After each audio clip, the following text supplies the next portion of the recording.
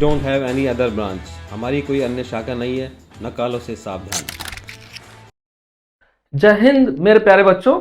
आज हमारा जो सेशन है उसमें हम बात करेंगे how to solve a test paper to score maximum marks. बहुत सारे बच्चे हमारे जब पेपर देते हैं तो उनको क्वेश्चन को सेलेक्ट करना, कौन सा क्वेश्चन पहले करें कौन सा बाद में करें, अगर ये आइडिया नहीं है तो कई बार पेपर उनका खराब हो जाता है। तो आज उसके कुछ टिप्स और ट्रिक्स आपके सामने लेके आ रहे हैं। और सबसे पहले मैं बताना चाहूंगा, myself is Sandeep Verma, senior mathematics faculty of Sandeep sir Doon defence academy.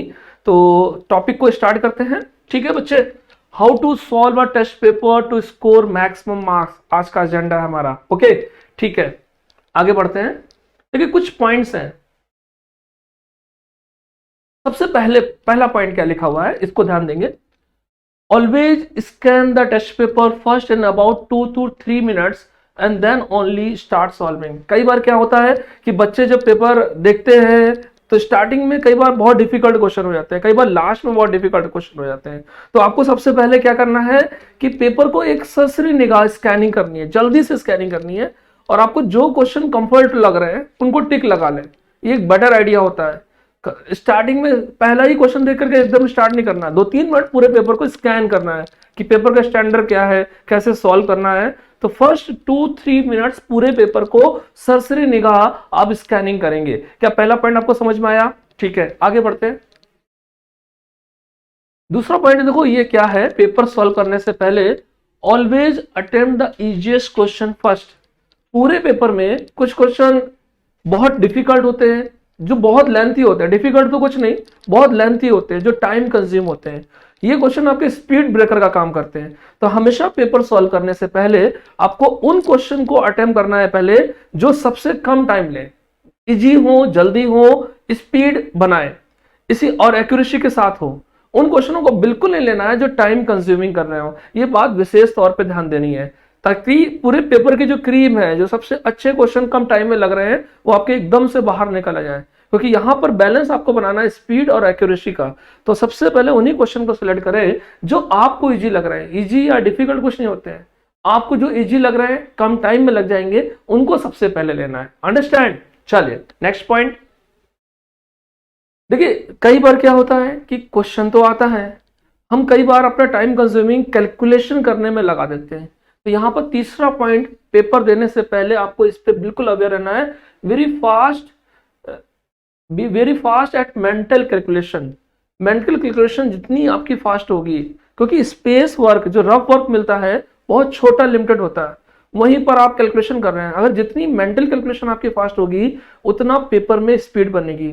तो मेंटल कैलकुलेशन के लिए आपको टेबल्स वगैरह याद होनी चाहिए, पावर्स याद होनी चाहिए, 2 की पावर 7, 3 की पावर 7, ये सारे याद होने चाहिए, फैक्टोरियल्स याद होने चाहिए। तो हमारे एनडीए और सीडीएस के जो बच्चे जिनका पेपर इस बार आ रहा है, तो उनको अपनी कैलकुलेशन पहले से थोड़ी सी स्ट्रॉन्ग करनी पड़ेगी। कुछ टेबल्स वगैरह सब एकदम, मेंटल कैलकुलेशन अगर अच्छी होगी तो स्पीड काफी बढ़ जाती है। तो ये छोटे छोटे पॉइंट है, लेकिन ये आपके पेपर में काफी आपको सक्सेस दिलाएंगे। इसको बहुत ध्यान से करके जाएंगे। ठीक है, अगला पॉइंट है, देखिए लिखा है, do as little rough work as possible as the space given in the examination is very limited. जैसे यहाँ पर आप क्लासरूम में या यहाँ पर जब आप एग्जाम दे रहे होते हैं तो आपकी मर्जी है, कई बार आप बहुत सारे रफ शीट यूज करते हैं, जितना मन उतना करते हैं। वहां पर लिमिटेड स्पेस मिलता है और आप पूरे स्पेस पे क्वेश्चन करते जा रहे हैं, फिर स्पेस ही नहीं बचा, तो वहां पर कैलकुलेशन मिस्टेक होने के चांस हो जाते हैं। कई क्वेश्चन बड़े कैलकुलेटिव। तो कोशिश करो जितनी कैलकुलेशन लिमिटेड और प्रिसाइज मैनर में आप करेंगे, उतना आपके लिए बेनिफिट्स रहेगा। तो प्रैक्टिस हमेशा करें, लिमिटेड स्पेस का यूज करने की प्रैक्टिस करें। जब भी प्रैक्टिस करें तो बहुत ही कम स्पेस में क्वेश्चन को सॉल्व करने की प्रैक्टिस करेंगे, तो ये आपको काफी बेनिफिट्स देगा। तो ये पॉइंट्स बहुत ही इंपॉर्टेंट है। एग्जामिनेशन में लिमिटेड एरिया मिलता है, इसीलिए प्रैक्टिस आपको हमेशा लिमिटेड स्पेस में कैलकुलेशन करनी पड़ेगी। ठीक है, ये छोटे छोटे पॉइंट्स है। और देखिए क्या है, जैसा कि अभी मैंने बताया कि एग्जाम देने में 2 चीजों का विशेष ध्यान देना है। अगर आप स्पीड को बहुत तेज करते हैं तो एक्यूरेसी गिर जाएगी, और अगर एक्यूरेसी बहुत बनाते हैं तो स्पीड गिर जाएगी। तो इन दोनों का ये जो पॉइंट बोल रहा है, a mature balance between speed and accuracy. इन दोनों के बीच में एक बहुत ही बैलेंस मैच्योर बना के चलना है। अगर ये बैलेंस आपने जरा से भी डिस्टर्ब कर दिया, कोई ऐसा क्वेश्चन उठा लिया जो टाइम बहुत कंज्यूम कर रहा है, तो आपकी स्पीड डाउन हो जाएगी। या कोई ऐसा क्वेश्चन किया, फिर लास्ट में क्या होगा कि आप स्पीड तेज करोगे कि मेरे क्वेश्चंस कम हो रहे हैं, स्पीड तेज करोगे तो एक्यूरेसी। तो इनके बीच का जो बैलेंस है वो शुरू से बना के रखना है, पेपर बहुत अच्छा होगा। ध्यान से समझ में आया मेरी बात को, ये वेरी इंपॉर्टेंट पॉइंट था। अगला पॉइंट क्या है इसको समझेंगे। देखिए ये जो पॉइंट है ये क्या कह रहा है, memory plays the most important role in any mathematics based test. इस बात को ध्यान देंगे। And make sure you revise the theory and standard results at least 3 times before the test.